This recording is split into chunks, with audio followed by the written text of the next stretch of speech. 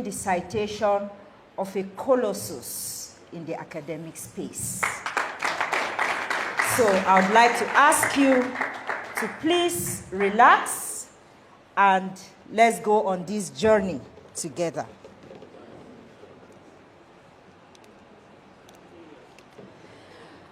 If we are to mention all the achievements of this personality, we will not leave this place today.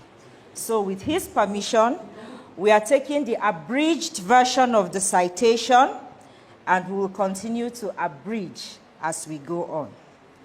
My name is Uwa Suleiman, and with your permission, sir, my boss, I would like to introduce myself still as your spokesperson to the participants at this event. May I respectfully ask my boss, this is one of the few times when I have the privilege of giving my boss respectful instructions. May I respectfully request my boss to please rise and remain standing while I read his very, very distinguished. Thank you very much.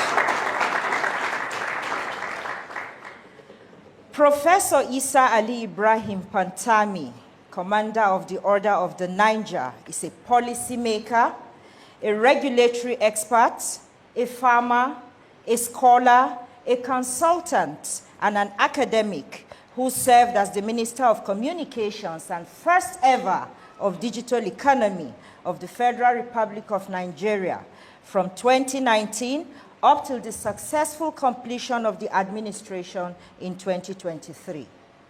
He also has the distinction of being the first ever African to be certified as a fellow of the Chartered Institute of the Information Security.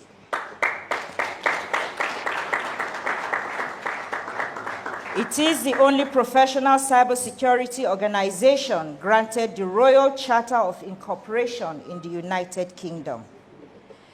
He also holds the prestigious title of Majidad Daulat Usmaniya, which translated means the glorious one of the Othman Ibn Fodio Empire, which was conferred on him by His Eminence, the Sultan of Sokoto.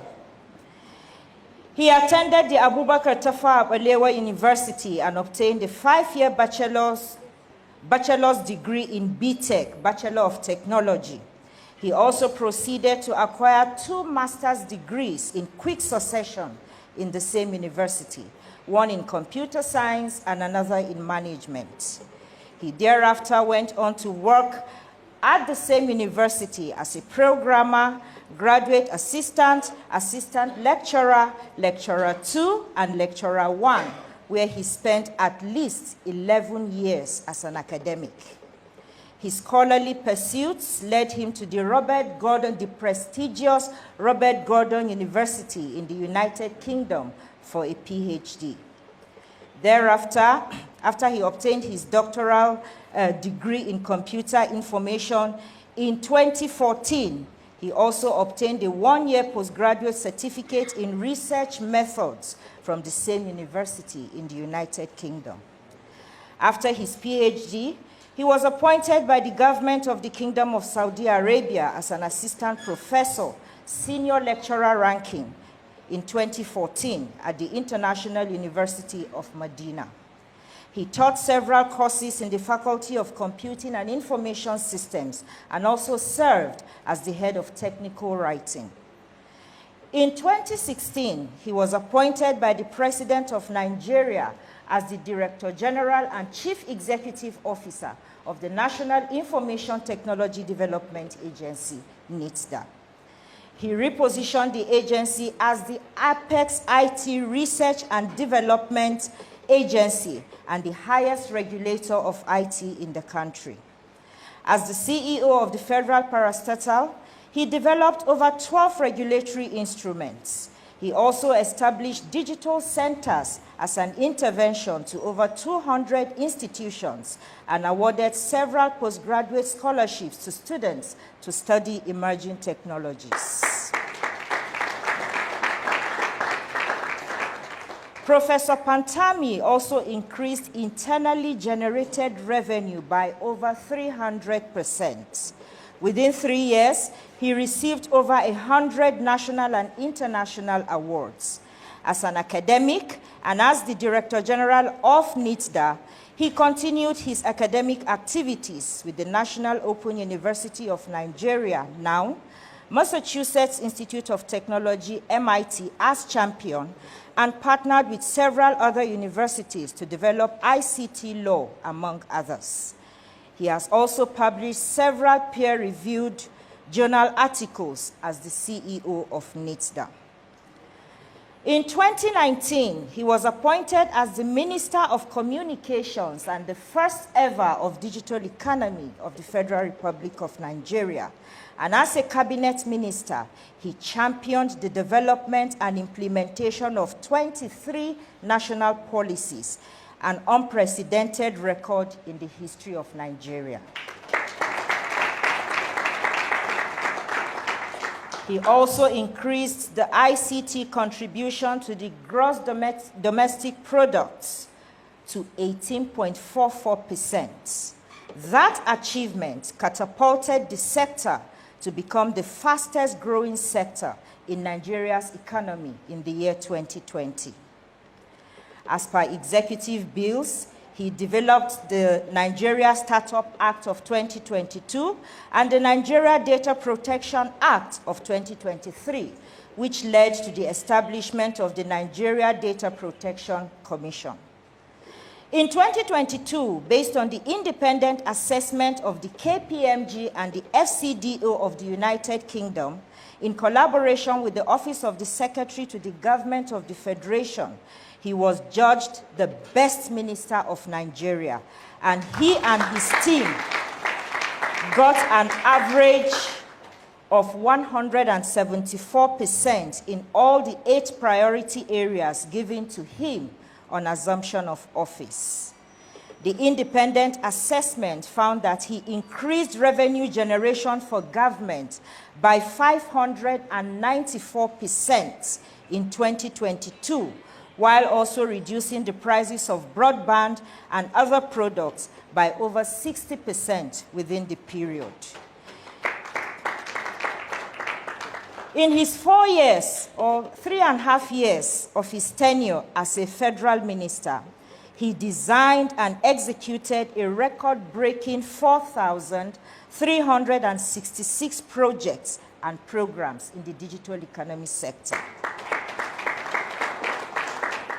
He also holds the credits to establishing the first National Artificial Intelligence and Robotics Center in Africa. In 2022, Professor Pantami was also appointed by the United Nations through the International Telecommunications Union as the chairman of the World Summit on Information Society in 2021. As the chairman of that society, he chaired the Council of 193 plus global digital economy ministers. His tenure recorded unprecedented achievements as attested to by the Secretary General of ITU and other global stakeholders. He was appointed by MIT REP, that is the Massachusetts Institute of Technology, to serve as champion from 2019 to 2022. As the champion, he led in the area of research, innovation, entrepreneurship, and mentorship. This responsibility led to the development of the Nigeria Startup Act 2022. As Director General of NITDA and as a federal minister, he is the recipient of over 220 awards, both locally and internationally. In 2022, the presidency awarded him with the Award of Excellence in Governance for the best performing minister for creative thinking, innovation, and service delivery. This award was presented by the then President of the Federal Republic of Nigeria. The federal government furthermore also recognized and conferred on him the national honor of the Commander of the Order of the Niger, CON, in 2023. Professor Pantami is the Chancellor of the University of Quranic and Islamic Sciences in Jazeera, Republic of Sudan. He is on the Board of Trustees of Phoenix University and on the Governing Council of Rayhan University. Professor Pantami has published over 10 books, several referred journal articles, and attended over 190 conferences and workshops, to mention but a few. He also serves as a consultant to many national and international institutions and companies. Furthermore, he is a recipient of 2 honorary doctorate degrees, one from the Sudan Public University in 2021 and the other from Achievers University, Ondo, Akure, Ondo State in 2022. He was also conferred with the highest distinguished fellowship awards by the Federal College of Education, Technical, Gombe in 2021, and another highest distinguished fellowship award by the Federal Polytechnic, Kazaure in 2024. He was also elected into the Governing Council of ITU of the United Nations in 2022. Furthermore, in July of 2022, he was unanimously nominated in absentia. He was not present, but at a global forum, he was unanimously nominated and appointed as the vice chairman to the statutory statutory chairman of African ministers. In September of 2022, he was appointed to chair the Forum of African Ministers in Bucharest and led the African candidate to win the position of a director at the International Telecommunications Union.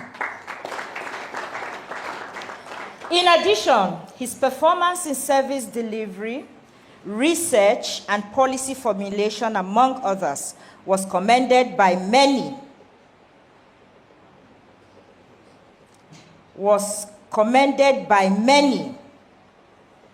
Many global leaders have commended Professor Pantami, and he has presented several convocation lectures during graduation ceremonies in several institutions, too many to count. May I, with your permission, skip the list of schools because there are too many to count, sir? He also serves as a resource person and guest speaker to the National Institute of Policy and Strategy, the National Defense College, and the National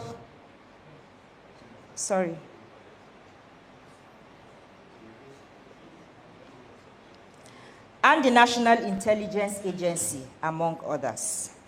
Professor Pantami also holds certificates in digital transformation from Harvard University. He holds a certificate in digital strategy from both the Massachusetts Institute of Technology and Institute of Management Development, Lausanne, Switzerland. He further obtained the strategic leadership from Oxford University. In addition, he also attended and got the certificate of bespoke program on lawmaking at the Sussex Law School, University of Sussex. Professor Issa Ali Ibrahim Pantami has obtained the University of Cambridge's Certificate on Strategic Management. The dynamic inspiration agent of transformation is also a conflict resolution expert with national and international experiences.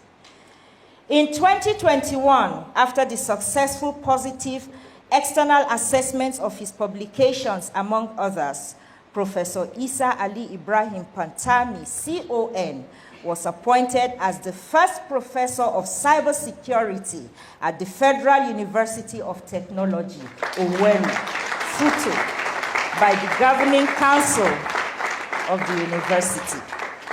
He currently teaches and supervises PhD students and partakes in community services. Professor Pantami has served as keynote speaker during several global events, including the World Mobile Congress in Barcelona, the Future Technology Forum in the United Kingdom, the United States African Leaders Forum organized by the White House in Washington, D.C., the Gulf Information Technology Exhibition, GITEX, in Dubai, the Global Cybersecurity Forum in Riyadh, the Global AI Forum also in Riyadh, the Consumer Electronics Show in Las Vegas, the LEAP Conference in Riyadh, the UAE Council for Fatwa in Abu Dhabi, amongst many, many others. In 2024, Professor Issa was appointed as the co-chairman by the African Union through the African Scientific Research and Innovation Council to develop the fourth industrial revolution policy and strategy for the continent. He is the sole representative of West Africa in the council.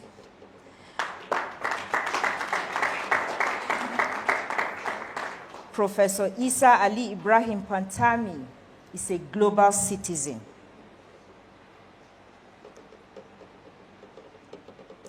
A respected scholar.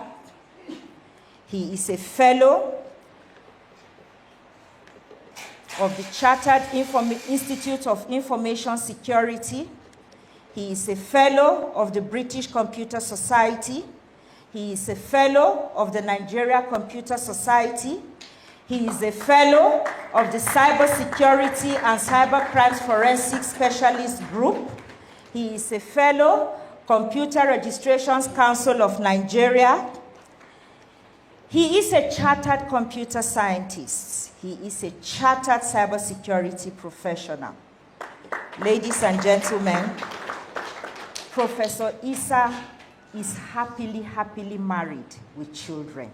On that note, with permission from our VC, may I humbly and proudly request the presence of the chairman of the International Organizing Committee and the local organizing committee of this conference to please come forward and present his keynote address titled The Fourth Industrial Technologies, Opportunities and Challenges for the Developing Countries. You are welcome, sir.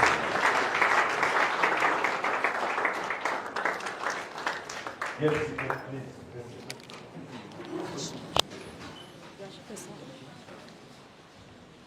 Our special guest of honor, His Excellency Governor of HAFIZUHULLAH, represented by the Commissioner of Digital Economy, Honorable Dr.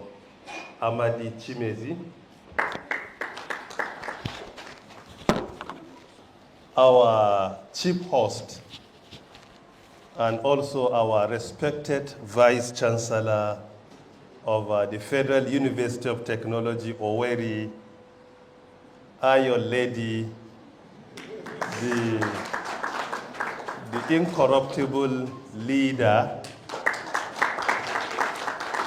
that has been vindicated by the way and manner she managed the election of Abia State.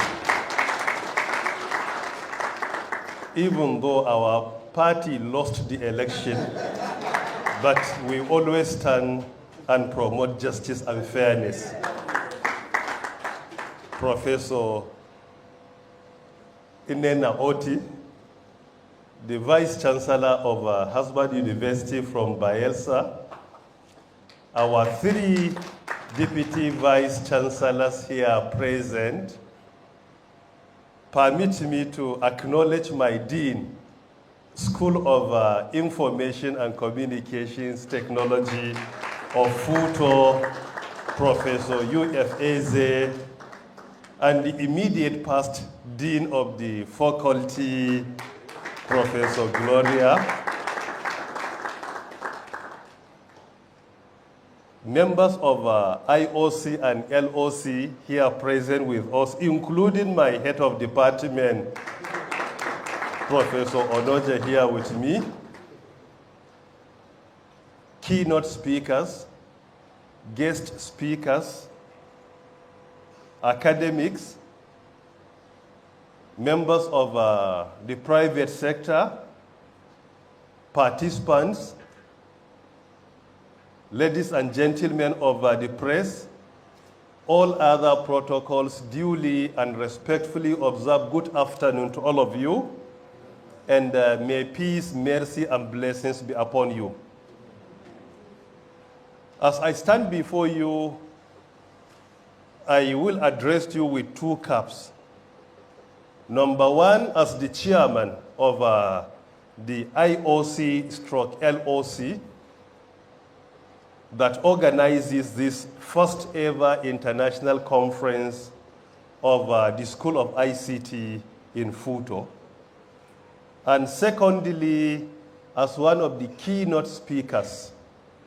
However, when I was requested to serve as the keynote speaker, I resisted. But the secretary of our committee, and the associate dean, Dr. Okoli, insisted that as the chairman, I must also serve as one of the key not speakers. Looking at the pressure he put on me, I had no option but to accept. As the chairman of the IOC and LOC, permit me to begin by appreciating our Vice Chancellor for approving the conference to take place, and secondly, for creating time out of no time to be here in person. We know how busy she was. Particularly, we had our convocation just last Saturday, only 3 days ago, where she hosted the First Lady and other governors, at least 3 governors, were on this campus. In addition to so many vice chancellors, other respected personalities. Traditionally, the vice chancellor is supposed to be online, staying at home, responding to our official emails. However, because of the attention she gives to our school, she created time out of no time to be here with us from the beginning up to this moment. Ma, we are most appreciative, and we are also proud of you, and we pray to the Almighty to continue to guide you in order to continue to take our university to greater heights. To our Dean, IOC, and LOC members, I am very proud of you. We had so many meetings in order to ensure that this conference takes place. Most of you have been creating time to attend our meetings, some physically, some virtually. There was a time that I even insisted that we should push it forward, at least for 3 months. The dean resisted and said, let us just go ahead. It's the first one. And I immediately complied. And now we are here attending the opening ceremony. My dean, Professor UFAZ, we are very proud of you. And we are also very proud of the leadership you provide for our School of ICT. The same to my head of department and all other heads of departments of computer science, IT, software engineering. We are all very proud of you. And as they said, the reward of hard work is more work. I do hope that our second international conference, we are going to raise the bar at least by 500% to ensure that forward ever, backward never. Furthermore, as the keynote or one of the keynote speakers of the conference, where we converge here to discuss about the 4th industrial technologies, opportunities and challenges for developing countries. This theme is very apt And I'm excited to address this theme before you, as I happen to be the co-chair of the African Union Fourth Industrial Revolution Policy Formulation Council under ASRIC. It is exactly the same way, the same work we have been working on for the 54 African countries, working day in, day out in order to formulate a policy that is going to be implemented by the 54 African countries under the African Union. It is because of this that I commend our university, and I also commend our School of ICT for coming up with a theme that is very relevant: fourth industrial technologies, opportunities and challenges for the developing countries. Before we speak superficially on the fourth industrial technologies, we need to speak even briefly about the first, second, and the third industrial revolution, because learning from history is important. When you study history, you know where you come from, where you are, and where you are heading to. Without studying history, it is absolutely difficult for us to be on track. It is because of this we need to briefly review the first, second, and the third industrial revolutions and the technologies that were invented during these revolutions, so that we can speak on the fourth industrial revolution and know where we are heading to. The first industrial revolution took place around 18th century. To be specific, around 1,740 years. Largely, the first industrial revolution took place in the United Kingdom, particularly in Liverpool and Manchester. And the major breakthrough of the first industrial revolution was the invention of a steam power, or what is called steam energy. That is the major invention and the major breakthrough of the first industrial revolution in order to facilitate and ease our means of transportation, particularly rail, road, and sea. So steam power facilitated and simplified communication during the first industrial revolution. Before the invention of steam power, more than 90% of the whole world was into agriculture and trade. No more, no less. With the invention of steam power, steamboat came into existence, like in Delaware, Atlantic Ocean, from Delaware in the US up to Europe. And the invention of steam power was facilitated by James Watt around 1955. His invention was the major century, up to around the middle of the 20th century. That is, to be specific, from around 1855 up to around 1920. The major invention of the second industrial revolution, the major inventions were electricity, mass production, the invention of television, transistor, particularly in electronics engineering. In addition to that, also, the invention of telegraph and telephone. Telegraph was invented by Samuel Morse around 1856. Building on that, around 1890, telephone was invented by Alexander Bell. Later on, transistor, among few others. So the major inventions of the second industrial revolution were electricity, telephone, telegraph, radio, transistor, even electric bulb were all invented during the second industrial revolution. The first industrial revolution, as earlier mentioned, took place in the United Kingdom. In addition to that, few European countries came up with few inventions like Belgium, Germany, and France. While during the Second Industrial Revolution, UK was leading, followed by Germany, Belgium, France, and later on the United States of America. UK was leading in the first and second, and Germany, Belgium, France, and the US were following the UK. They were called chess group. They were chasing the leader at that time. That was the United Kingdom. So all these inventions took place during the Second Industrial Revolution.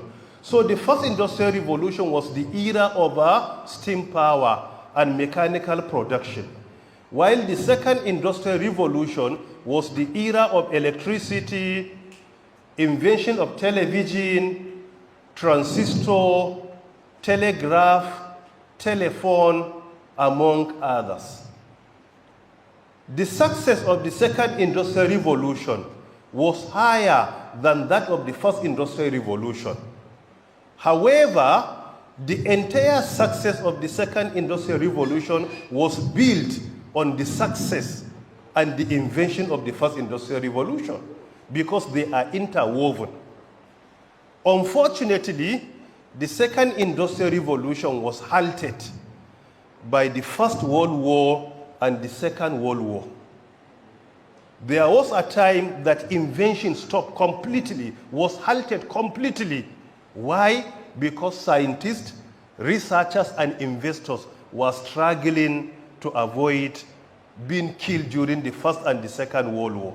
So completely, it was halted. There wasn't any significant success, particularly during the last 30 years of the Second Industrial Revolution.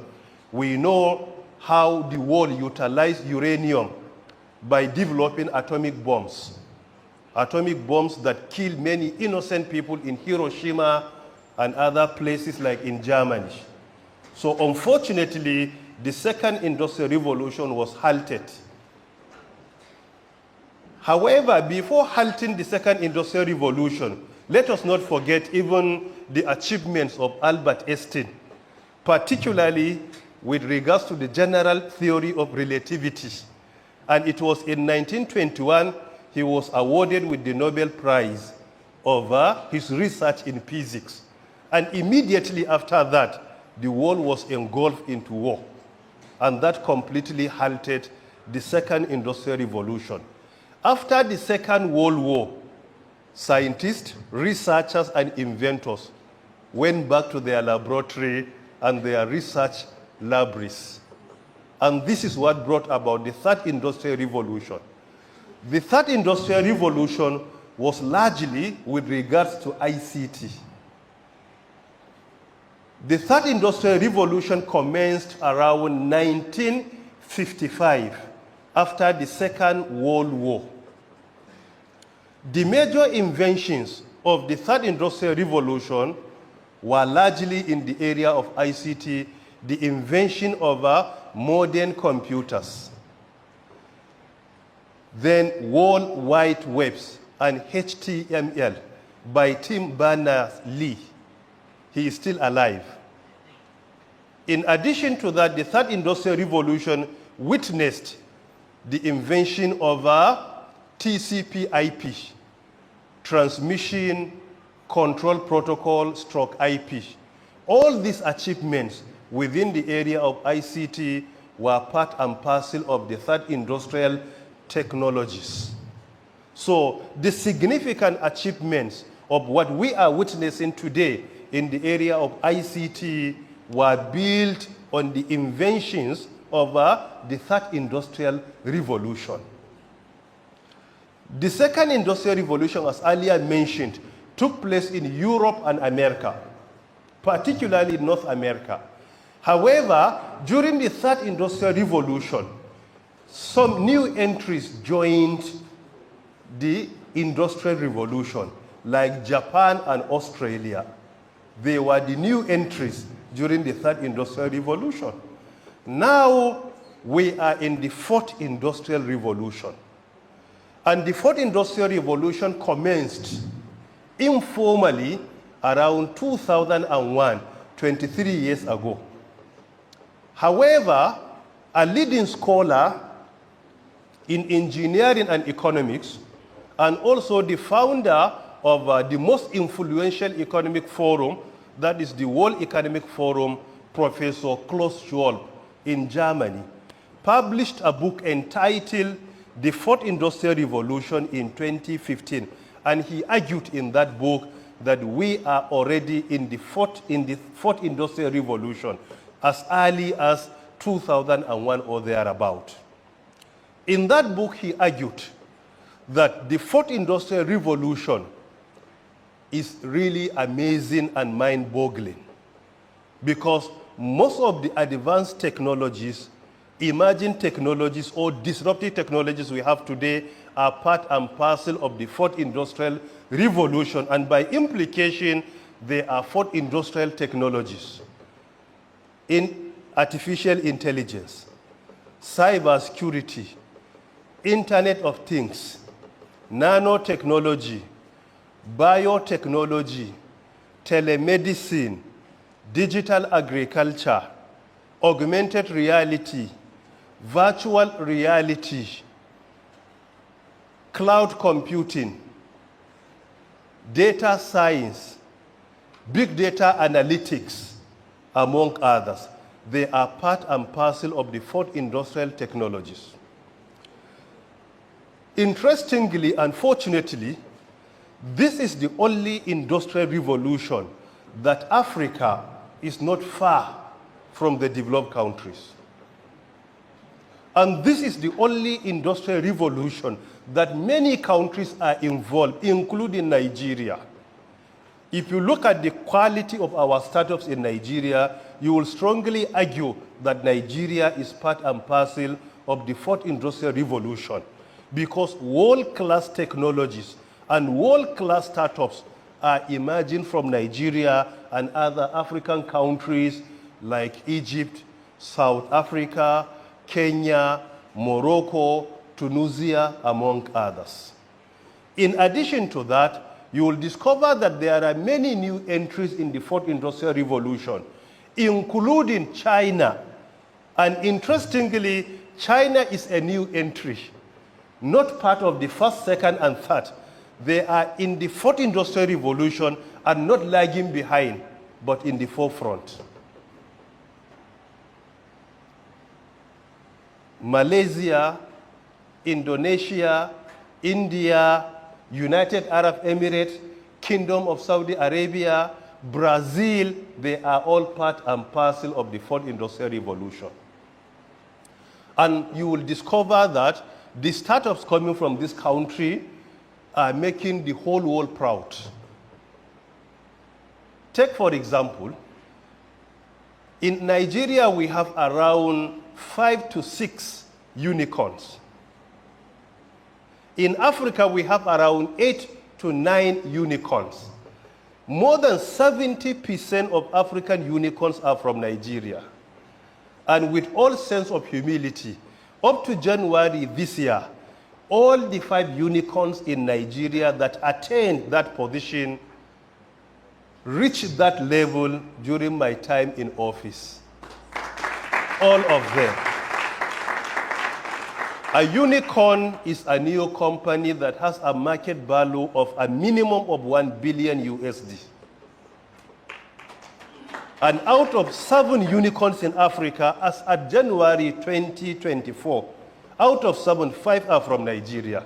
And all of them attained that position either during my time as the DG of NIDA or as a minister in charge of digital economy. And that is what motivated us to come up with the Nigeria Startup Act 2022 in order to provide the enabling environment for our young innovators to leverage on that in order to make us proud. There are so many opportunities in the fourth industrial revolution when we engage in fourth industrial technologies. One, job creation and economic development. This is one of the major opportunities. Today, according to the World Economic Forum, in the area of artificial intelligence, we have approximately, from now to 2025, we have approximately 97 million new jobs in the area of AI. By 2025, we will have 97 million new jobs. This is just in the area of AI, without considering other innovations or other technologies in the fourth industrial revolution, only in AI. In the area of cybersecurity, higher level, not just lower level, as of today, we have over 3.7 million new jobs. And you have millions of jobs in big data analytics, in blockchain technology, Internet of Things, in the area of nanotechnology, biotechnology, among others. Number two opportunity we have in the fourth industrial revolution under the fourth industrial technologies is in the area of skill and knowledge development. Through the fourth industrial technologies today, distance is no more a challenge for you to enhance your knowledge and skills. You can sit at the comfort of your home. You can enroll in so many certifications that are recognized globally.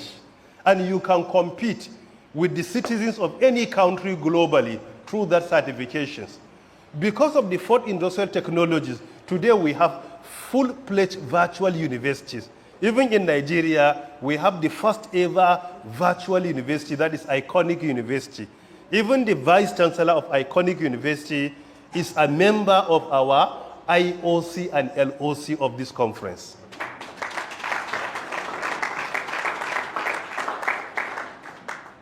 If you go through Stanford University and also MIT, you'll discover that they have over 600 world-class contents of courses that are being delivered today virtually. You can obtain degree, MSc, PhD, many certifications that are recognized globally online. So this is another opportunity that we need to leverage on. Sometimes you don't need to travel far. You can be at home, you can enhance your skills and knowledge, and you can compete anywhere globally. Area number 3 among the opportunities is with regards to digital agriculture, or what we call precision agriculture, or smart agriculture, or fourth industrial agriculture. By reducing water consumption, reducing the demand for more investment, and this is the same model being implemented by the Netherlands. The Netherlands is a small country if you consider the land mass, which is approximately around 40,000 square kilometers. 6 states, each and every one is larger than the Netherlands in Nigeria, each one. And the population of the Netherlands as a country could be equated to either the population of Lagos or Kano. But what they generate through digital agriculture today sometimes is more than 10 times what we generate in Nigeria through oil and gas.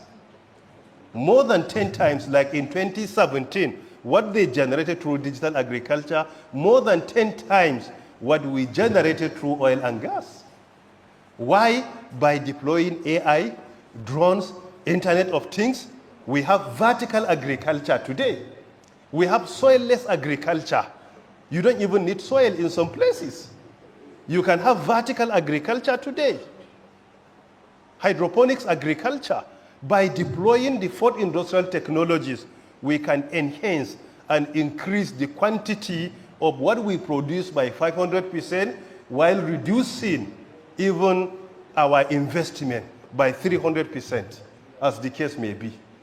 And with the challenges of insecurity, by going far from our towns and cities, using your backyard at home, you can partake in digital agriculture. So this is another opportunity that we must leverage on that has been provided by the fourth industrial technologies. The same in the area of access to energy, renewable energy, through solar or wind, as the case may be. Before coming to this event, we had to visit even our project that was attracted by the Vice Chancellor for the solar energy on campus. This is another opportunity being provided by the fourth industrial technologies. The same in the area of environment. In addition to that, the same in the area of healthcare. Today we have telemedicine. Only this year, a surgery was conducted, and the distance between the medical doctor and the patient was over 4,000 kilometers. Using 5G technology with real-time communication, the surgery was conducted successfully. So in the next few years, because of these opportunities, you don't need to travel far for medical attention. You can be in your state, in your local government, most probably 10,000 kilometers away from the medical doctor. And he can go through your record, and sometimes he can even conduct surgery virtually because of that real-time communications. A surgery was conducted from the US to China also recently to address the challenge of Parkinson. So this is another opportunity. And because of these emerging technologies, we also have even virtual holiday today. If you have no money, you don't need to travel physically. You can convince your family so that they can partake in virtual holiday.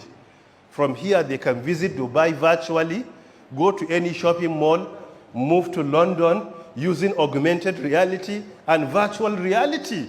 They can be in New York, Washington. They can visit Maldives while at the comfort of their homes. This is a virtual holiday, and it is an opportunity that has been provided by the fourth industrial technologies. So we can leverage on. If you can engage your spouse, argue with them politely, you can save money. You don't need to always travel physically. The same in the area of security. There are many opportunities provided by the fourth industrial revolution. I'm glad that the commandant of army is also here with us. Today, with the emerging technologies of the fourth industrial revolution, all the systems that we need in order to ensure that our places are secured, there are better platforms today.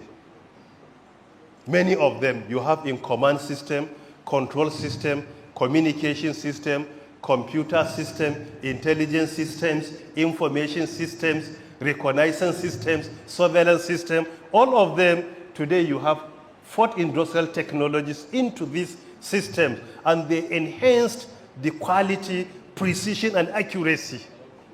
So these are some of the opportunities. However, there are also challenges. Our major challenge in the developing countries, as we know, according to the United Nations Human Capital Index, the major differences between the developed and the developing countries are in the area of economic, social, and human development. This is the major difference.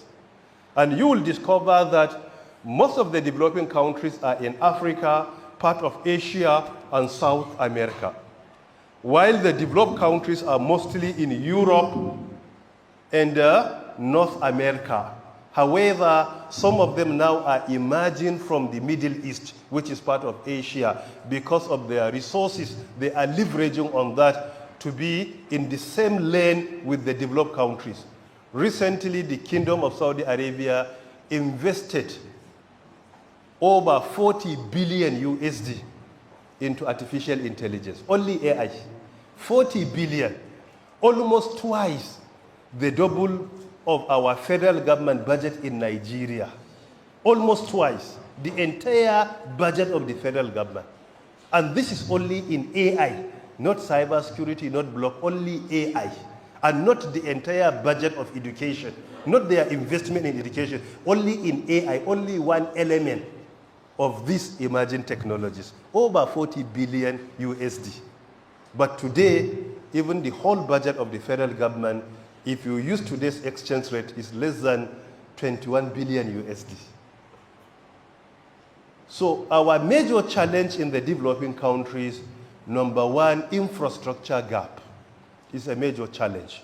When it comes to broadband penetration, data centers, among others. Today, even broadband, because of the economic challenges we are having, even broadband is no more a necessity but a luxury. Even some academics cannot afford broadband 24/7, particularly while at home. Today, broadband is supposed to be available the way we breathe in our oxygen. That is how it should be, because it is into whatever we do, education, health, communication, and everything. Number two, skill gap is another challenge. We undermine social, soft, and technical skills in the developing countries. While in the developed countries, this is always their priority, how to enhance the skills of their citizens. Look at the model of Switzerland, Finland, and also recently even India. Providing skills to our citizens is very important for us in order to be successful in the fourth industrial revolution. Number three, brain drain. Many talented people from the developing countries are more interested in migrating to the developed countries. The pay is by far higher there. A medical doctor being paid most probably less than 500,000 naira here.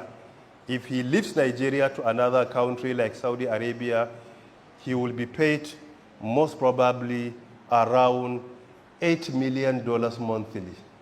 If you compute this amount, you are talking of around 14 to 15 million naira. What he gets monthly there, in Nigeria, he cannot get it within 2 years. This is just an example. And no matter how you want to show solidarity to your country, there are things that are necessity. However, I am not encouraging you to migrate. It is our collective responsibility to fix our country. It is our collective responsibility.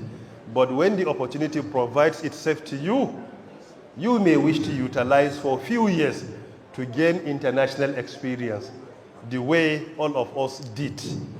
I was outside the country before returning to Nigeria, so there is no problem in utilizing the opportunity even for a few years, so that at least you can be stable. And this is indeed very important. Challenge number four, lack of effective laws and policies in the developing world. You will realize that some of our young innovators, we fail to provide the enabling environment to come up with policies for them to be successful. This is also another challenge. Lack of, the issue of literacy is another challenge. So these are some of the challenges we are being confronted with in the developing countries. However, we have no shortage of talent in Nigeria. There is no shortage of talent in Africa. There is no doubt about this. When we continue to provide the enabling environment, our country is going to be successful in the fourth industrial revolution, and all other developing countries are going to be successful. And I do hope that this conference that we have organized will come up with a communique at the end of it, where government is going to be advised, academia is going to be advised, and also the private sector or the industry, because they are key: government, academia, and industry. We must ensure that there is a constant interaction between these three institutions for our ecosystem to progress. And this is indeed very important. Once again, thank you very much for being part of this, our international conference. May the Almighty bless the Cybersecurity Department of FUTO. May the Almighty continue to bless the School of ICT of FUTO. May the Almighty bless the Federal University of Technology, FUTO. May the Almighty bless Imo State. And may the Almighty bless the Federal Republic of Nigeria. And may the Almighty bless our Vice Chancellor, the Iron Lady,